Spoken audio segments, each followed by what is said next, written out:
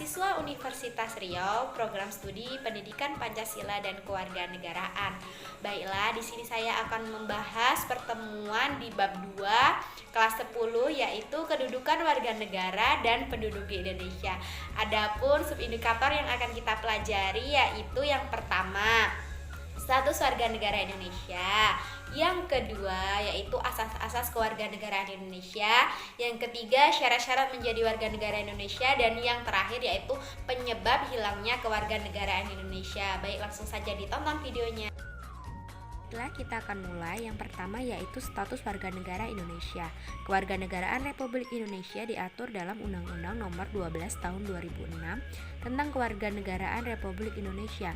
Menurut undang-undang ini, orang yang menjadi warga negara Indonesia atau WNI adalah sebagai berikut. A. Setiap orang yang sebelum berlakunya undang-undang tersebut telah menjadi WNI. B. Anak yang lahir dari perkawinan yang sah dari ayah dan ibu WNI. C. Anak yang lahir dari perkawinan yang sah dari seorang ayah WNI dan ibu warga negara asing atau WNA dan sebaliknya. D. Anak yang lahir dari perkawinan yang sah dari seorang ibu WNI dan ayah yang tidak memiliki kewarganegaraan atau hukum negara asal sang ayah tidak memberikan kewarganegaraan kepada anak tersebut. Oke, lanjut. Anak yang lahir dalam tenggang waktu 300 hari setelah ayahnya meninggal dunia dari perkawinan yang sah dan ayahnya itu seorang WNI. F. Anak yang lahir di luar perkawinan yang sah dari ibu WNI. G. Anak yang lahir di luar perkawinan yang sah dari ibu WNA yang diakui oleh seorang ayah WNI sebagai anaknya dan pengakuan itu dilakukan sebelum anak tersebut berusia 18 tahun atau belum kawin. H. Anak yang lahir di wilayah negara Republik Indonesia yang pada waktu lahir tidak jelas status kewarganegaraan ayah dan ibunya. I. Anak yang baru lahir yang ditemukan di wilayah negara Republik Indonesia selama ayah dan ibunya tidak diketahui. Setelah kita mengetahui apa saja syarat-syarat orang yang menjadi warga negara Indonesia, kita akan memasuki pengertian antara rakyat, penduduk, dan warga negara. A. Penduduk dan bukan penduduk. Penduduk adalah orang yang bertempat tinggal atau menetap dalam suatu negara, sedangkan yang bukan penduduk adalah orang yang berada di suatu wilayah, suatu negara, dan tidak bertujuan tinggal atau menetap di wilayah negara tersebut. B. Warga negara dan bukan warga negara. Warga negara ialah orang yang secara hukum merupakan anggota dari suatu negara, sedangkan bukan warga negara disebut orang asing atau warga negara asing. C. Rakyat sebagai penghuni negara mempunyai peran penting dalam merencanakan, mengelola, dan mewujudkan tujuan negara. Keberadaan rakyat yang menjadi penduduk maupun warga negara secara konstitusional tercantum dalam pasal 26 Undang-Undang Dasar Negara Republik Indonesia tahun 1945 sebagai berikut. 1. Warga negara ialah orang-orang bangsa Indonesia asli dan orang bangsa lain yang disahkan dengan undang-undang sebagai warga negara. 2. Penduduk ialah warga negara Indonesia dan orang asing yang bertempat tinggal di Indonesia. 3. Hal-hal mengenai warga negara dan penduduk diatur dalam undang-undang. Oke, kita memasuki poin yang kedua yaitu asas-asas kewarganegaraan Indonesia. Asas-asas kewarganegaraan adalah dasar berpikir dalam menentukan masuk tidaknya seseorang dalam golongan warga negara dari suatu negara tertentu. Pada umumnya, asas dalam menentukan kewarganegaraan dibedakan menjadi dua sebagai berikut. A.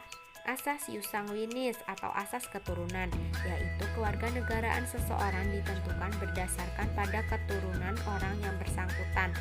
Misalnya ya, seorang dilahirkan di negara A, sedangkan orang tuanya berkewarganegaraan B, maka ia adalah warga negara B. Jadi, berdasarkan asas ini, kewarganegaraan anak selalu mengikuti kewarganegaraan orang tuanya tanpa memperhatikan di mana anak itu lahir. Oke, kita lanjut ke asas yang kedua, yaitu asas ius soli atau asas kedaerahan atau tempat kelahiran, yaitu kewarganegaraan seseorang ditentukan berdasarkan tempat kelahirannya. Misalnya, seseorang dilahirkan di negara B, sedangkan orang tuanya berkewarganegaraan negara A, maka ia adalah warga negara B. Jadi, menurut asas ini, kewarganegaraan seseorang tidak terpengaruh oleh kewarganegaraan orang tuanya, karena yang menjadi patokan adalah tempat kelahirannya. Adanya perbedaan dalam menentukan kewarganegaraan di beberapa negara, baik yang menerapkan asas ius soli maupun ius sanguinis, dapat menimbulkan dua kemungkinan status kewarganegaraan seorang penduduk. A. Apatrid, yaitu adanya seorang penduduk yang sama sekali tidak mempunyai kewarganegaraan. Misalnya, seseorang keturunan bangsa A yang menganut asas ius soli lahir di negara B yang menganut asas ius sanguinis. Orang tersebut tidaklah menjadi warga negara A dan juga tidak dapat menjadi warga negara B. Atau bisa dikatakan orang tersebut tidak mempunyai kewarganegaraan. Oke, yang B yaitu bipatrid, yaitu adalah seseorang penduduk yang mempunyai dua macam kewarganegaraan sekaligus atau kewarganegaraan rangkap. Misalnya, seseorang keturunan bangsa B yang menganut asas ius sanguinis lahir di negara A yang menganut asas ius soli. Karena ia keturunan bangsa B, maka ia dianggap sebagai warga negara B. Akan tetapi, negara A juga menganggap dia warga negara berdasarkan tempat kelahirannya.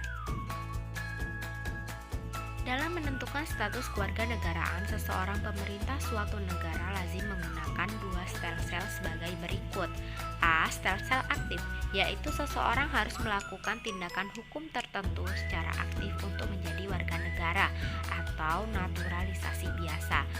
B. Stelsel pasif, yaitu seseorang dengan sendirinya dianggap menjadi warga negara tanpa melakukan suatu tindakan hukum tertentu atau naturalisasi istimewa. Berkaitan dengan keduanya, stelsel tadi, seseorang warga negara dalam suatu negara pada dasarnya mempunyai hal-hal sebagai berikut. A.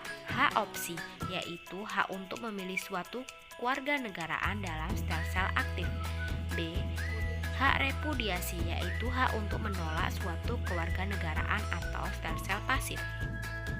Oke, kita memasuki poin yang ketiga, yaitu syarat-syarat menjadi warga negara Indonesia. Pada bagian sebelumnya disebutkan bahwa orang yang menjadi warga negara Indonesia adalah warga negara Indonesia asli dan orang asing yang disahkan dengan undang-undang menjadi warga negara Indonesia. Penduduk asli negara Indonesia secara otomatis adalah warga negara Indonesia. Sedangkan orang dari bangsa asing untuk menjadi warga negara harus mengajukan permohonan kepada pemerintah Indonesia. Proses permohonan itu dinamakan dengan pewarganegaraan atau naturalisasi. Permohonan pewarganegaraan dapat dibedakan menjadi dua, yaitu A. Naturalisasi biasa, B. Naturalisasi istimewa. A. Naturalisasi biasa. Orang dari bangsa asing yang akan mengajukan permohonan kewarganegaraan dengan cara naturalisasi biasa harus memenuhi syarat sebagaimana yang ditentukan dalam pasal 9 Undang-Undang RI nomor 12 tahun 2006 sebagai berikut. 1. Berusia 18 tahun atau sudah kawin. 2. Ada waktu mengajukan permohonan sudah bertempat tinggal di wilayah negara Republik Indonesia paling singkat 5 tahun berturut-turut atau paling singkatnya 20 tahun tidak berturut-turut. 3. Sihat jasmani dan rohani. 4. Dapat berbahasa Indonesia serta mengakui dasar negara Pancasila dan Undang-Undang Dasar Negara Republik Indonesia tahun 1945. Yang kelima, tidak pernah dijatuhi pidana karena melakukan tindak pidana dengan ancaman pidana penjara 1 tahun lebih. 6. Jika dengan memperoleh kewarganegaraan Republik Indonesia tidak menjadi berkewarganegaraan ganda. Yang ketujuh, mempunyai pekerjaan dan atau penghasilan tetap. 8. Membayar uang kewarganegaraan ke kas negara.